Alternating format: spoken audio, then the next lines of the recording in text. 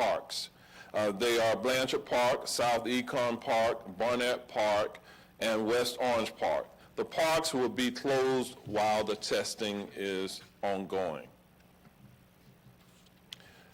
Now, healthcare workers at the Orange County Convention Center are now able to do 750 tests a day, which is up from the 400 tests they had been previously doing under the administration of the Florida Department of Emergency Management and FEMA.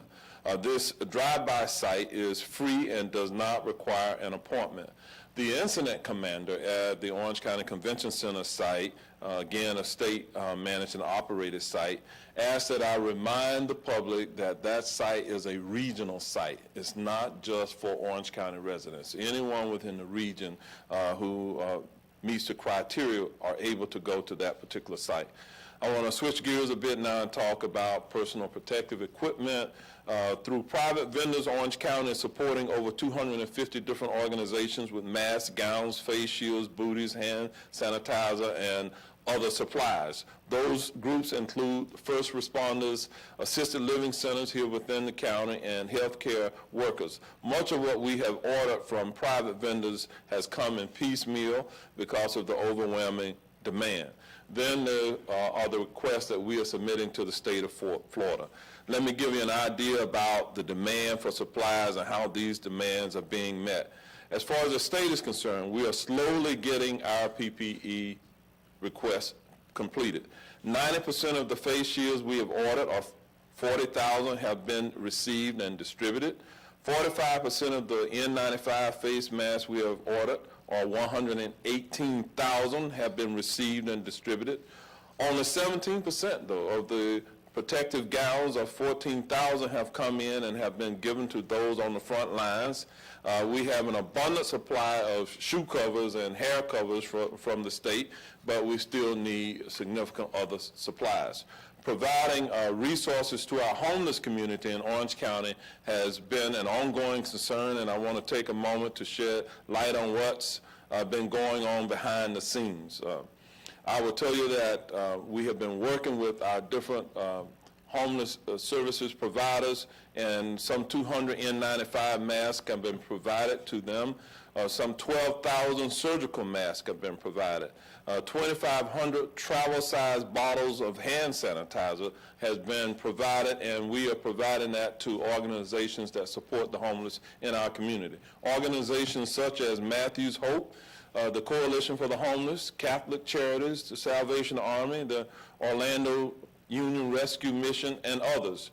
There has been coordination across all providers, including the Homeless Services Network and Emergency Management here within Orange County, to work with the Florida Department of Health, the VA, and local hospitals to expedite resources being provided to some of our most vulnerable residents. On Friday, April the 10th, the Orange County Isolation and Recovery Center, sometimes referred to as the IRC, opened with 2 residents. These are residents who have tested positive for the virus and need temporary housing in order to isolate themselves. As of the beginning of this week, no shelter has reported a resident who has tested positive or who has been symptomatic. Those individuals who are resting and recovering at the center site are freeing up hospital beds for persons exhibiting symptoms that are more intensive.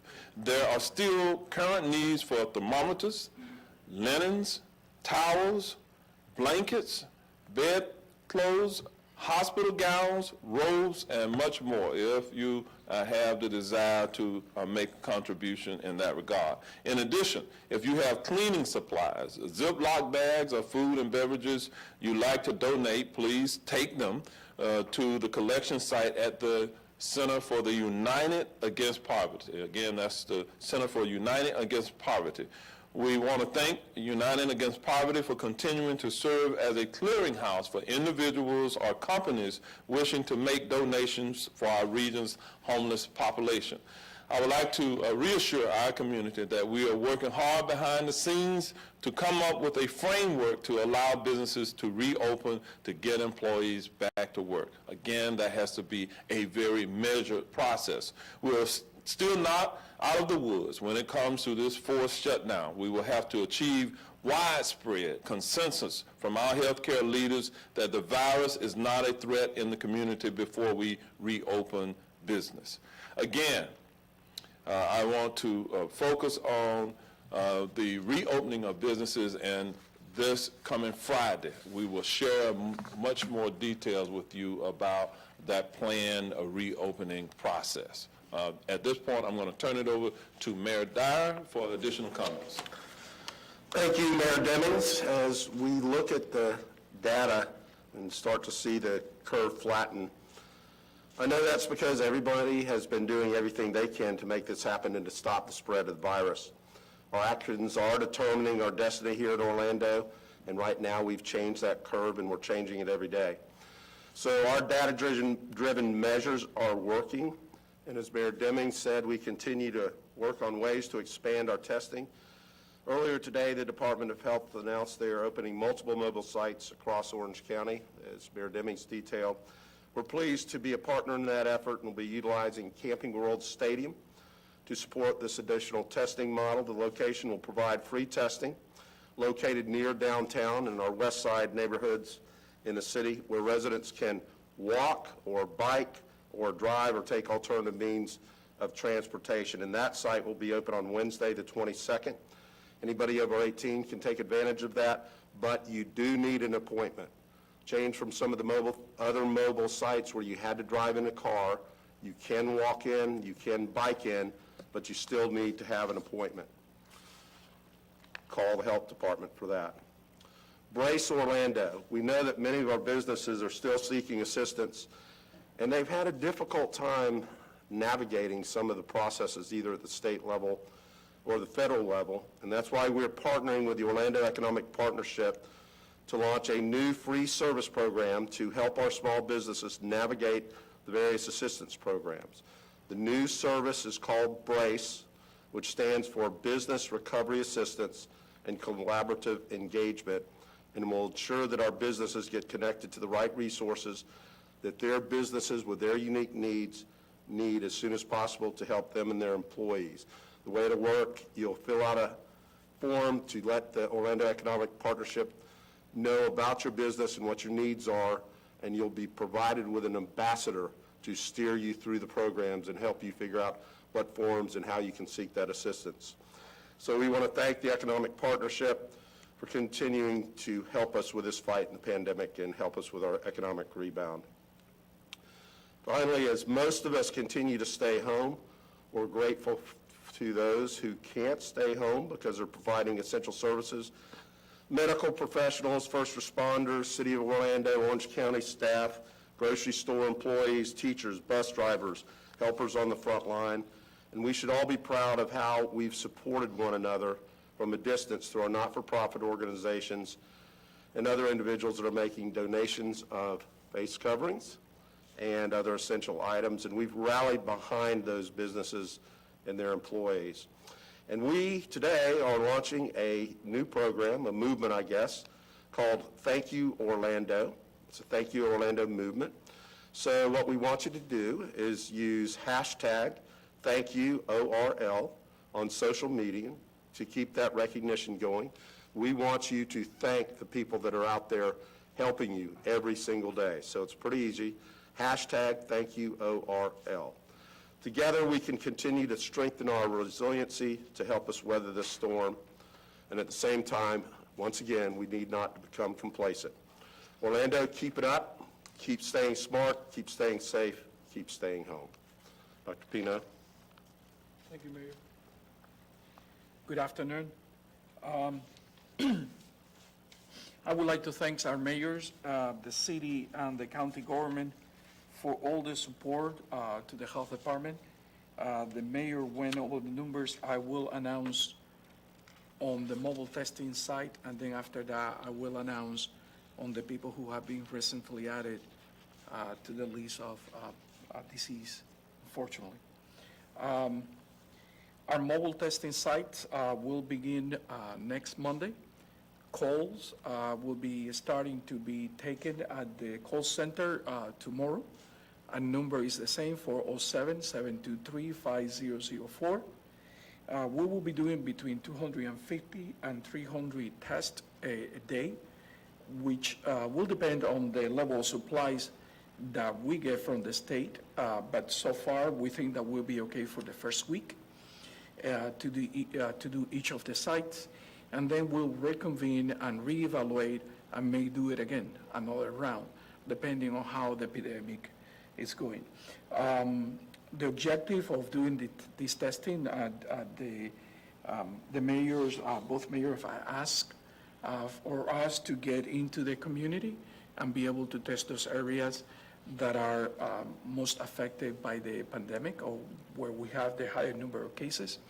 And we did everything possible to get the closest we can to the center of those areas. But in some cases, we're not able to get exactly in the middle of the storm right there, but it's because of the space that we need to be able to do these type of events. Mindful that we have to move to mobile clinics, and we have to move trailers with all the equipment, the cones, the printers, the computers, and everything that comes with this. So it's not a very simple operation, it's complicated. But we are ready, and we will do on Monday. There is no cost associated with this testing. The state will assume the cost, and we are testing individuals 18 and older. We are not testing younger than 18 because of parental consent that will be needed, and we need to speed the process. So we are not checking IDs, we are not checking identities, we are taking names, no phone numbers during our reservation, and we will do that. The activities will be done as long as we have the test kits, and we think that we probably will be ending by 3 o'clock every day. We hope the weather helps. We know that is rain announced for next week, but we'll be there rain or shine. So the testing sites is intended for each of the areas that we are going to be the closest to, so that people can walk, bike, or take the bus if they need to, and also we will be taking vehicles. The sites will be on Monday, April the 20th. We'll be doing J. Blanchard Park. On Tuesday, we'll be doing South Econ. On Wednesday, we'll be doing Camping World. On Thursday, the 23rd, we'll be doing Barnett Park.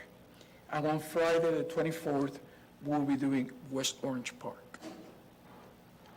With regard to the people who have recently been added to the list of deceased in our community from the pandemic, and our thoughts and prayer with the families, and we can only imagine what they are going through.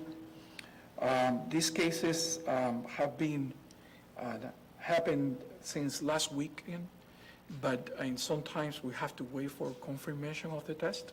That's why we are reporting today. So the first one is an 80-year-old white male with significant health conditions, pre-existing conditions, and this person died on the 11th.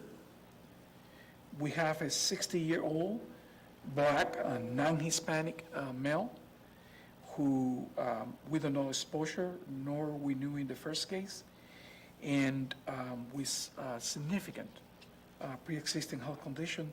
This person died on the 10th. We have a 71-year-old Asian, non-Hispanic male with exposure associated with travel outside the county, also with underlying conditions, and that person died on the 10th as well.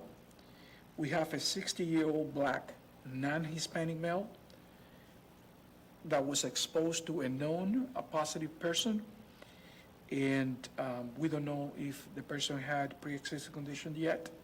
That person died on the 12th.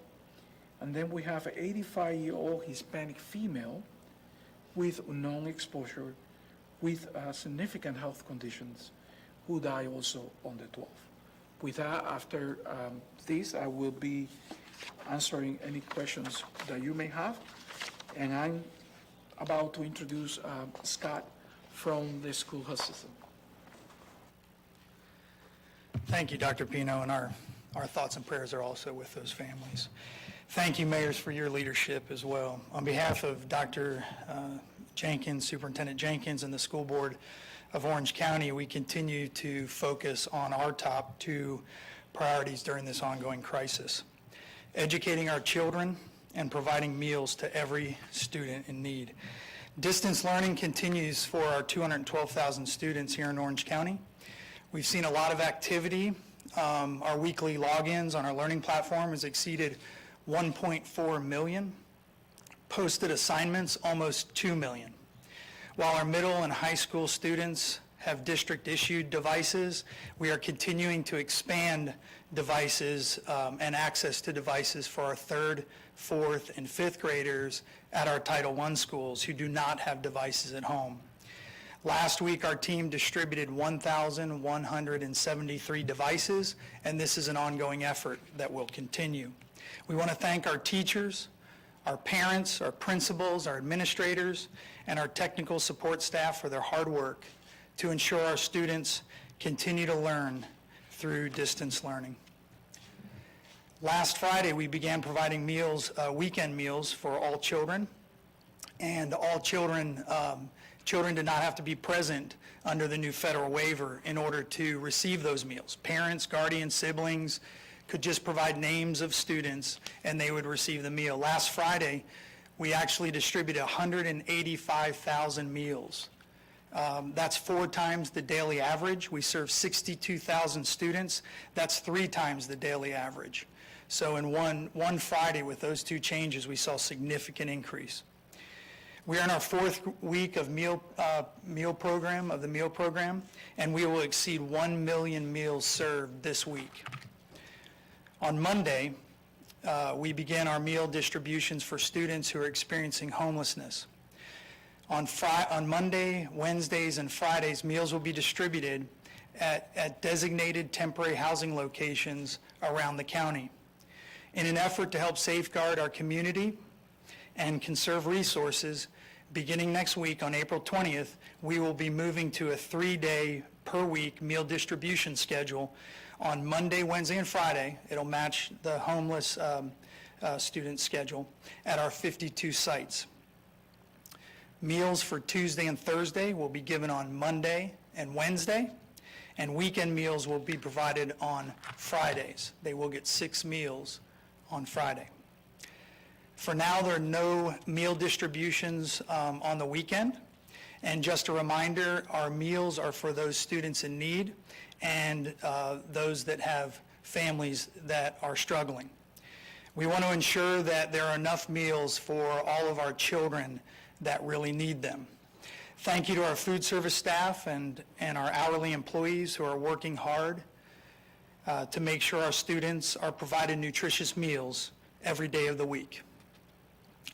In an effort to keep more individuals at home, we are also announcing that we'll be making adjustments in the district office hours in an attempt to limit exposure of our employees and families. Beginning next week, April 20th, all school sites and district offices will be closed on Tuesdays and Thursdays, but work will continue remotely. We have already begun making arrangements and have made arrangements for a vast majority of our employees to work from home. A special thank you to our employees that are working remotely, keeping our community safe and the district running. And just a reminder, even though school sites are closed and district offices are closed, our campuses are secured 24 hours a day, 7 days a week, and we have security cameras, voice monitoring, sound monitoring, and regular surveillance. As far as return to school and graduations, the governor and commissioner indicated last week it was too early to make a decision on the return to school timeline. The school board last night had a conversation around that, what it would look like, and moving forward. And we'll continue to wait for an announcement by the governor and the commissioner who was going to follow up on the return to school date, which was originally May 4th. We're thinking sometime this week we will hear something from the Commissioner of Education. Last week, Superintendent Jenkins met with her Student Advisory Council, and high school principals have been meeting with their student government leaders virtually. We let our seniors and their parents know that graduations at all high schools have been postponed, not canceled. We are working on alternative plans for smaller venues, school auditoriums or football stadiums if the crisis would allow at some point, or even exploring the option of doing virtual graduations. Our hearts certainly go out to our seniors, our class of 2020, during this uncertain time. We've seen their disappointment and witnessed their resilience during an extremely difficult and unprecedented time for them, something they were not clearly anticipating or looking forward to. We continue to remain hopeful for future graduation ceremonies and celebrations. And in closing, I just wanted to mention a couple of things. Our OCPS Mental Health Services team has a help line available for parents and students. It's available Monday through Friday from 9 a.m. to 2 p.m. That's Monday, Tuesday, Wednesday, Thursday, and Friday. They will be working remote as well. The number is 407-317-3694. There's also information on ocps.net. You can click on the health advisory link on the front page. They also have set up a helpline for OCPS employees, and that can also be accessed through the employee intranet site. And of course, you can always call 211 at any time someone is experiencing a crisis or emergency. So please visit our website at ocps.net for more information. You can also follow Orange County Public Schools on Twitter and Facebook for the most current updates. We appreciate the opportunity to give an update, and thank you for your time, and we hope everyone stays safe. Thank you. Okay, hopefully the update has been informative. At this point, we'll open it up for questions, and I'll remind those of you who may ask questions, if you're asking a question of someone at the mic, we'll try to have that person answer all of the questions that are being asked of that individual at the time. If you want to ask questions in other languages, in particular Spanish, please feel free to do so. I know that Dr. Pino will respond to those questions, and we're working very diligently to try to make certain that we translate the press events and put that up online in multiple languages as well. So with that, any questions? Yeah, right here. Hi, Eric Sandoval with News 6 and ClickOrlando.com. I don't know if this is for you, Mayor Demings, or for Dr. Pino, maybe both of you, but I would like to talk about something Dr. Pino touched on, and that is the location of these mobile test sites that roll out on Monday, specifically the zip code 32822. We did a story last week. A pastor was worried about some of the people who were in that hot zone who did not have access to a vehicle to drive the 6 miles to this test site. Can you speak to getting a test site maybe closer to this hard-hit area? What I would tell you is that we will have some flexibility. We're trying to establish what we will refer to as strike teams that will have the ability to be mobile, to go into specific areas if a person does not have transportation to be able to get to a particular site. We're really limited somewhat in where we set up sites because of just the geography that we need to be able to set it up, one. Number two, we're limited by the availability of the collection kits themselves. And so there has not been an overabundance, if you will, of collection kits that's available in our community. So with a finite set of resources that are available, we remain optimistic every day that we will get additional collection kits into our community. We are, however, working with the private sector partners who have announced other locations within our county, and I believe that we will see additional testing sites become available through the private partners, the hospitals, et cetera. For example, there was a site set up today that opened up at the Millennium Mall. Regarding the 32822, we're trying to work through the provisions that the Department of Health is putting in place there.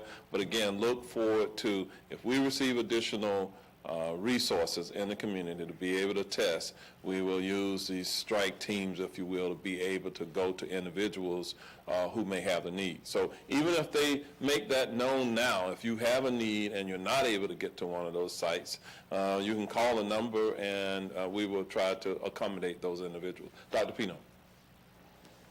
No, I think that you touch on all my points. So part of the issue is that we have to have, and I know it's sometimes difficult to understand these pieces, but wherever we go with the type of equipment and the type of testing, there are also liability issues. And I know this may not be the time in the middle of the crisis to talk about that, but the reality is that it was easier and faster to get county sites like the park than getting into private locations that we may have to establish a contract, establish a liability, a Walmart parking lot, or Costco, or a church parking lot. Part of the issue is also that if we were doing walk-ins, it would be a lot easier, but when you are doing cars, then it complicates matter because it takes a lot of space. Part of doing cars is also we want to protect our workforce. From the car, they are less exposed to the possibility of acquiring a virus than face-to-face with the individual. And we need to have a way to get in and out in a different way so that we don't establish a loop to help the traffic. And these parks have that. They have an entrance and an exit in a different direction that we can move the traffic to. But as the mayor said, if needed and if we have the resources, we will continue to increase testing and we will get to the block level if we have to. One more question for Orange County Public Schools, if you don't mind. Yesterday, the Florida Education Association sent a letter to Governor DeSantis. I know you touched on this just a little bit, but they were urging DeSantis to extend the school year virtually and close the schools for the rest of the year. Does the district have any comment on that or any stance? Actually, the school board spoke about that last night, what it would look like in a return, and certainly we're hopeful that that'll be revisited. We know that the governor had originally said, and the commissioner, that it would be revisited before May 1, and so we're looking forward to that. The board did discuss possibly sending a letter to the governor, just stating their position. I think that's still in the process of being worked through, so I think they'll have something shortly. Thanks.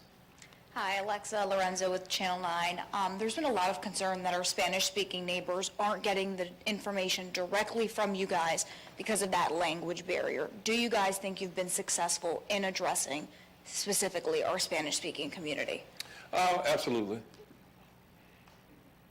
100% absolutely, because we have commissioners saying that they do feel that there is a fear that they're not getting that dialogue. In our case here within Orange County, we have 3 Spanish-speaking commissioners who I believe work tirelessly to make sure that their respective constituents get information. We post the information, we translate these press events. I have staff members who are working full-time to ensure that through the various Hispanic organizations that throughout the day that they are communicated with. So the short answer I gave you is yes, I do believe that even at these press conferences we endeavor to, if you have a question in Spanish, certainly you can ask that question and get a response. So many of the personalities who you see in leadership roles, they're bilingual. You see Dr. Pino here, but Dr. Yolanda Martinez is the Director of Health Services for Orange County. You've seen her speak here at these press events as well, so I think, yes. Okay. Other questions? Buenas tardes, Félix Pirela de Telemundo. Doctor Pino, específicamente el código 32822, su mayoría comunidades hispanas, no vemos que haya uno de estos 5 puntos específicamente en ese código, el por qué, y también queremos saber cómo harían las personas de bajos recursos que quizás no tengan vehículo para poder ingresar a esas pruebas. Y una segunda pregunta, hemos visto acá, según las estadísticas que ustedes tienen, que en los últimos 2 días han disminuido los casos de contagio. ¿Usted cree que está bajando la curva o esperan, según estos nuevos modelos, como todo eso cambia todos los días, cuándo serían los días más críticos acá en el condado? So the question in Spanish was why are we not locating one of the testing sites at the zip code 32822, and why that was not the case. La respuesta en español para esa pregunta es que tratamos de acercarnos lo más posible a los lugares. Recuérdate que un heat map no quiere decir que el centro del problema está en el área que está ahí más roja. Porque lo que está diciendo es que esa es la concentración de casos en ese zip code. Y hace un círculo, el programa hace un círculo alrededor de las áreas y te va dando la intensidad por color. Pero nosotros también tenemos la información de exactamente dónde está cada persona que ha sido diagnosticada en el condado. La razón por la que seleccionamos esos sitios es porque son propiedades del condado o de la ciudad y no habría problemas legales y de establecer contratos, lo cual demora días en poderlo hacer. Y también que los parques tuvieran una entrada y una salida, de manera que podamos mover el tráfico. En el caso de ese lugar, es el único que no está situado en una ruta de guaguas. Y tu otra pregunta fue qué vamos a hacer con las personas que no tienen transportación. Y entonces nos estamos acercando lo más que podemos. No vamos a poder estar al lado de cada persona que necesita una prueba. Eso es prácticamente imposible. Pero sí vamos a estar lo más cercano que podamos. Y es mucho más cercano que el sitio que nosotros tenemos en Alafaya, es más cercano que el sitio que tenemos en el Convention Center, es más cercano que el sitio que está en Millenia. Por lo tanto, nos estamos acercando lo más que podemos. The answer in English to those questions, the first one is already on to why those sites were selected. The other part of the question was what will be the case for people who may not be able to use transportation to get to the sites. And I was mentioning that it would be impossible for us to get next to every single person in the county, but we are trying to get as close as we can. And with the limitations of the physical space and what can be done in each of the spaces. But I also was saying that those places that we have selected are closer than the convention center, are closer than Alafaya, and are closer than Millenia, or are closer than any of the hospitals. So we are getting closer than any previous testing site, and it's not a reason not to think that we will still getting even closer if we have the resources ahead of us. No, las personas pueden caminar o ir en bicicleta, y en el caso del 222, estamos pensando, ¿hay alguna manera de organizar una ruta de guagua que coja por una avenida principal? Estamos viendo esa posibilidad, pero no lo puedo anunciar porque no lo hemos concretado. Lo único requerimiento es que todo el mundo tiene que tener una cita. Para llamar a la cita hay que llamar a 407-723-5004. Y le estamos pidiendo a la gente que no lleguen 15 minutos antes de la cita.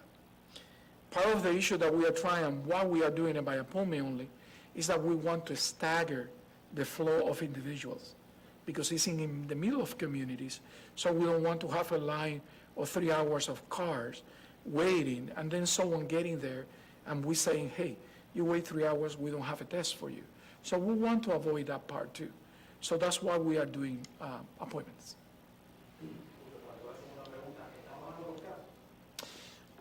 I was trying to avoid that question. Are the cases coming down? So the short answer is yes. The long answer, I don't want to be the one who called the curve and then we get a second spike. So we are cautiously optimistic that our curve is looking very well, and we already had a peak. Was that the peak? That's the part that we don't know. Some location had multiple peaks. It has been correlated to lack of commitment to continue with these measures that are, steps are in place to protect the people. If anything else, we should intensify what we're doing to finally get to the finish line on this. And the mayors have spoken about that before. Estamos en vivo para Telemundo en español, eso mismo que me acaba de decir. Sí, el asunto es que me estaban preguntando la curva, ¿y dónde está la curva si los números de casos han disminuido? Y la respuesta correcta es sí, los números de casos han disminuido. Ha disminuido también el porcentaje de casos positivos. Ha disminuido también el número de personas que están hospitalizadas. Ha disminuido también el número de personas que están en el ER. Ha disminuido también el número de ventiladores que están en uso y el número de camas que estamos usando en intensive care units. Todo eso nos hace pensar de que estamos recibiendo los resultados de las medidas que se tomaron hace 2 o 3 semanas. When our mayors make those decisions 2 or 3 weeks ago, we always said the results will be seen in 2 weeks. And this is what we are seeing now, the results of those steps that were taken 2 or 3 weeks ago. That's why we should not relax our measures too early, because we will see a spike 2 or 3 weeks from now. Gracias. But now, Okay, and let me just also kind of go back and respond to why the certain sites have been chosen. Remember that these sites that we're talking about, these are state-sponsored, state-assisted sites. We still remain short of adequate supplies of testing collection kits in this community. So Orange County has 53 zip codes, and probably 50 or so of those zip codes now have at least one case in it.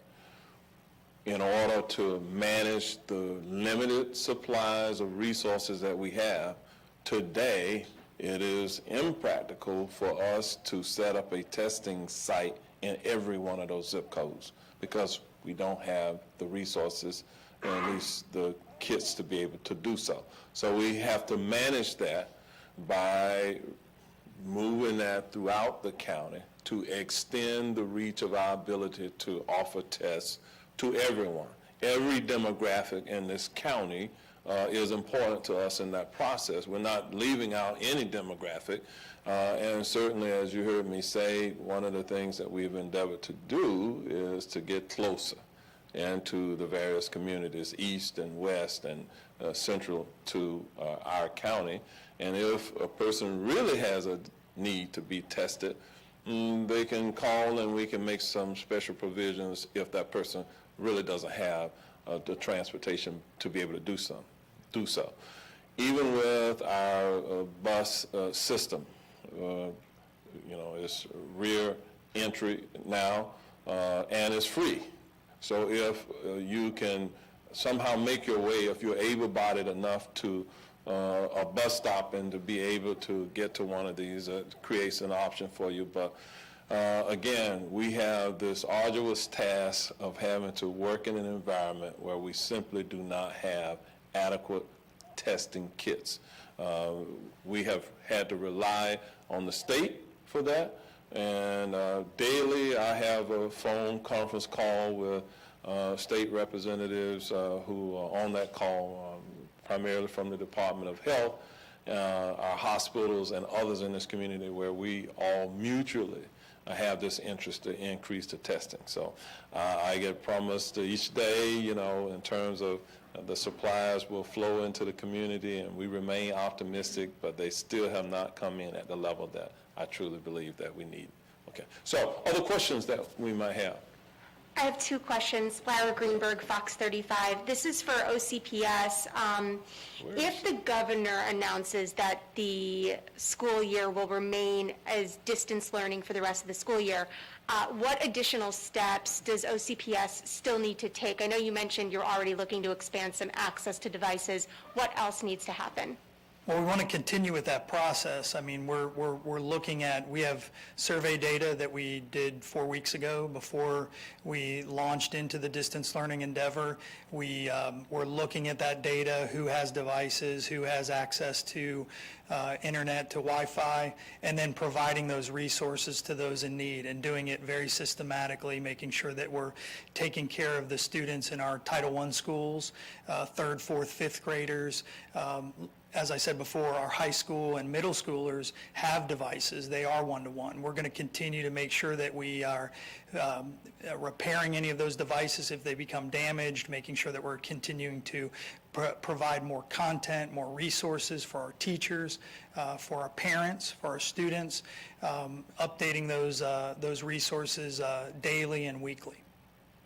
Thanks. And then this is another question. This is for Mayor Demings or Mayor Dyer. I know that there was a GOA board meeting earlier today as well, where there was a recommendation made to do some deferments of payments with certain vendors and whatnot at the airport. Can you explain a little bit about what exactly that means and what that looks like for the airport?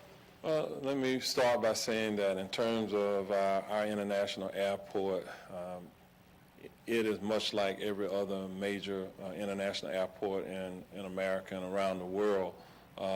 Its air passenger travel, the number of flights has dipped here at our airport by 97.2% compared year-to-date to what it was last year.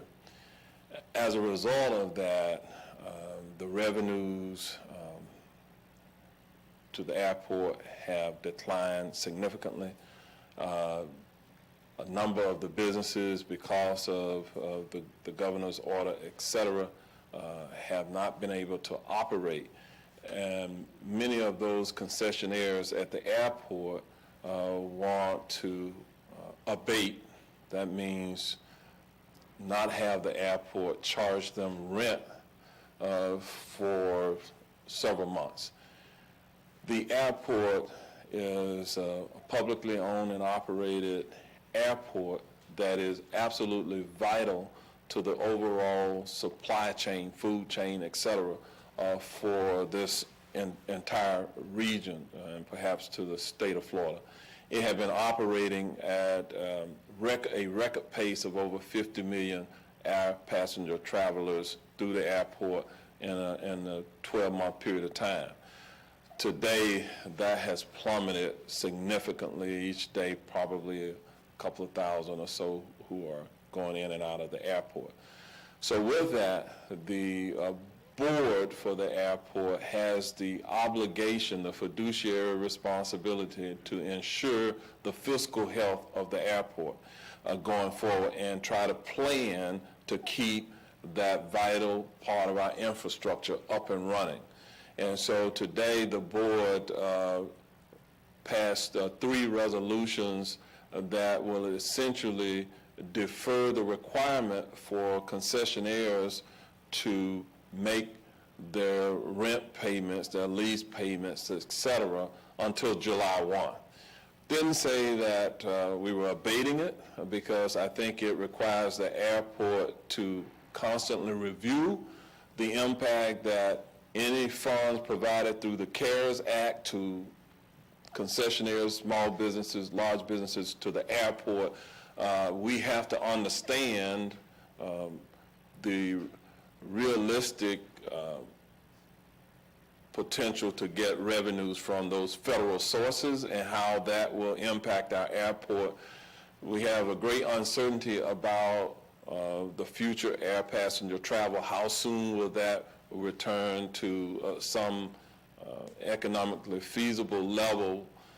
So a lot of questions and uncertainty. So the board took action today to at least be sensitive to the concessionaires and say we're not going to require you to make those payments now that contractually you're obligated to make. We're simply deferring them to the future.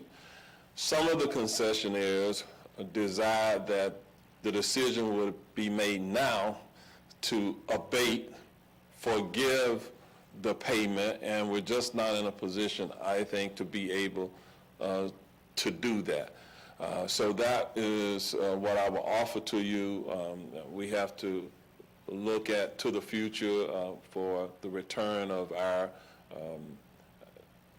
significant activity at the airport. So Mayor Dyer, Mayor Dyer says he's going to punt on that one, and so hopefully I answered your question. Okay. Okay, David Porter, 32805. So, one of the things that observers have said is that if there's one good thing that came out of COVID-19, it's kind of exposed the kind of structural racism, because of the areas that have suffered most profoundly across the country have been African American communities. So people were very anxious, talking about when things are going to get back to normal. In many of these communities, normal wasn't a good thing before. So I guess my concern, my question both to you and Mayor Dyer is, what is your vision of are we going to go back to the old normal, or will we come to a new normal? Because again, we've exposed these chronic diseases and poverty where people can't survive without a check and stuff like that. What are the things so these communities will not be an afterthought or get left behind as we try to recover from this, global catastrophe? I'm going to share the podium with Mayor Dyer. I'll respond, but I'll ask him to respond as well. David, I think right now we're focused on the three things that Mayor Demings started the meeting out, or the press conference with, and that's flattening the curve, number one, so that we make it through quicker, getting testing at the various sites and getting as many people tested as we possibly can, and then figuring out how we're going to economically recover from that. There are so many questions as to what the new normal is actually going to look like.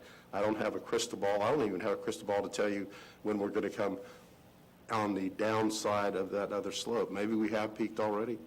Maybe we haven't, but I don't think anybody can envision what the new normal actually is going to look like in even 2 months from now. The only thing that I would add is, David, we're certainly sensitive to it. The pandemic has certainly increased the sensitivities to the underserved in our nation. I think, at least I'll speak for myself, when I come to work every day, what I try to do is ensure that we level that playing field for all people, and I'm going to continue to do that. I know that Mayor Dyer is committed to that as well. We have said here within Orange County government that we're committed to that. Regardless of what happens at the federal level or the state level, when new policies are written regarding the treatment of the underserved, et cetera, healthcare disparities, all of it gets implemented at the local level. And so because we're here where, in many cases, where the rubber meets the road, I believe that we have the kind of sensitivity to the plight of all people in this community. For the Board of County Commission here in Orange County, this board is perhaps as diverse as it's ever been.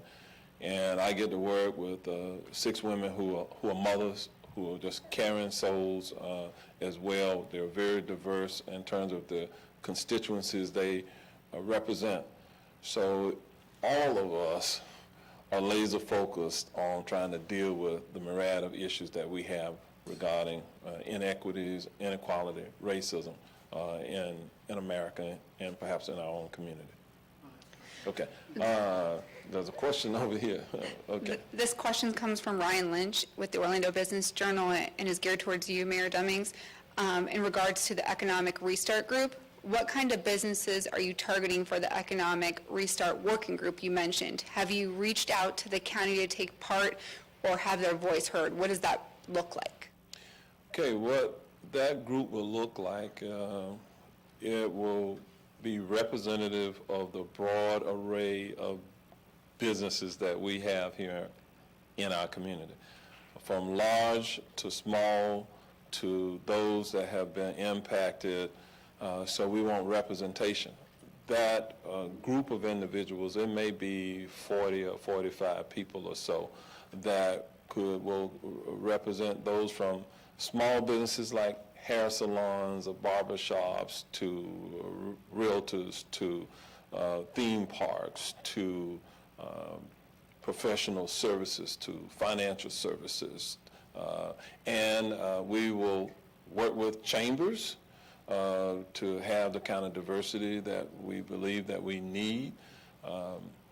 We're pretty fortunate to have a global corporation here within our community, and I won't name all the individuals who we're communicating with. But, for example, Disney. Disney, because it has a global footprint, and it has dealt with, for example, the Asian crisis and overseas, and in terms of where they are with their experience with the pandemic, they are probably ahead of us. And so with Disney, Tokyo, and other places, they've experienced some things with, in terms of the planning process, that I believe can be beneficial and instructive to us as we begin to respond to the very uniqueness of our county. That response has to be somewhat more regional. We had a wonderful conference call today with the counties of Orange, Osceola, Seminole, and Lake counties, because of how our workforce, where they live, where they work. So this conversation has to be broader than just within the confines of Orange County itself, where we will have some representation on our task force, if you will, the Economic Recovery Task Force, from the surrounding counties. But because each county does have its own uniqueness, I expect that each one of the counties will also try to understand its own uniqueness, again, from the local perspective, to make sure that we're working in the environment with the federal government, the state, to ensure we do the best that we can do to get our businesses back open. What that reopening will look like is going to be different depending upon the type of business that we're talking about. But with their input, we hope to be able to capture that and come up with some recommendations as we shape public policy here within Orange County and the local community. Okay. Hi there, Justin Soto with Channel 13. I'm not sure who this question would go to, but we're seeing that 3M filed a lawsuit against an Orlando-based company, Geftico LLC, accusing them of posing as 3M and trying to sell their products at inflated prices. Do you guys know anything about that investigation, anything locally done there, and any reaction to that? Obviously, whenever you talk about a criminal investigation where fraud may be at play, active criminal investigations, we're not going to be able to talk about publicly, those investigations. So I'll just leave it there, that if individuals suspect that they are being victimized because of fraud or what have you, make that report to your local authorities, and they'll work it out whether or not that gets upgraded to state or federal investigatory processes. For the new testing sites that are opening next week, I understand there's no symptom requirement for these testing sites. Are you recommending everyone get tested, or who are you recommending come to these testing sites? Anyone who would like to be tested. The testing sites will not have any consideration for symptoms because we wanted to open it up. Some of the concerns from the community is that our testing site, Alafaya, is very restrictive, and that's because the lab that we are using requires that type of restrictions. And this one, we will use one of the private corporations, and the state will put up with the bill. But it's a lot of, and people don't get to see this part of the work that's been done. It's a lot of emergency running in the background of any press conference, because 2 minutes before I came here, I was told that the test kits that we have in storage could not be used for the drive-through because of the lab that we are going to use. So I really thought that I would have to tell you that that was not going to happen. But we made a few phone calls and got reassurance that we would get the test kits that we need to complete the entire week. And so it's a lot of work happening in the background, and the testing sites and the criteria is part of that work, and it's based on the fact that we want to amplify what we are doing and that footprint. That could bring some negative numbers, because as we go into the county and explore people who normally may not engage with the healthcare system, we may find new cases. I'm pretty sure we will find new cases. How many, what the percentage is, and that type of data, we will only know when we do it. Mayor, you could be brief on this. We see you every other day. The community sees you every other day up here, some days more serious than others. Can you just kind of give us a gauge on how you're feeling about how we're doing right now compared to how we were doing, and how you feel like the future of the community looks right now? I can tell you that each day as we progress with this pandemic, I feel better about it. I feel better about our ability to understand it. I feel better about our ability to respond to it.